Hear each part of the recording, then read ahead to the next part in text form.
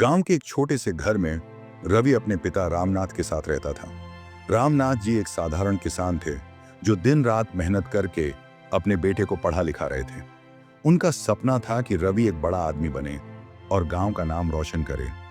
गरीबी के बावजूद रामनाथ जी ने कभी अपने बेटे को कोई कमी महसूस नहीं होने दी। खुद फटे पुराने कपड़े पहनते, लेकिन रवि के लिए हमेशा नए कपड़े और किताबें लाते। गांव के कई लोग कहते, रामनाथ, खुद के लिए भी कुछ बचा लिया करो, लेकिन वे सिर्फ मुस्कुराकर कहते, मेरा असली धन मेरा बेटा है। समय बीता, रवि शहर चला गया और एक बड़ी कंपनी में नौकरी पाली।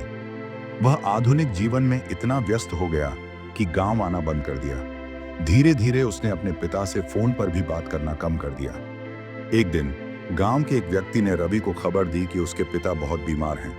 ये सुनकर रवि भागता हुआ गांव पहुंचा। घर पहुंचते ही उसने देखा कि उसके पिता खाट पर लेटे थे, लेकिन चेहरे पर वही पुरानी मुस्कान थी। कमजोर आवाज में वे बोले, बेटा, तू आया, यही मेरे लिए सबसे बड़ी दौलत है। यह सुनकर रवि की आंखों में आंसू आ गए।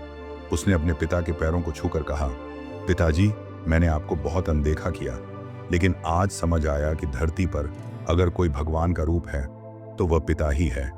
रामनाथ जी की आंखों में संतोष था। अगले ही दिन उन्होंने अपनी अंतिम सांस ली, लेकिन जाते जाते रवि को जीवन की सबसे बड़ी सीख दे गई, सफलता से बड़ी चीज अपनों का साथ होता है।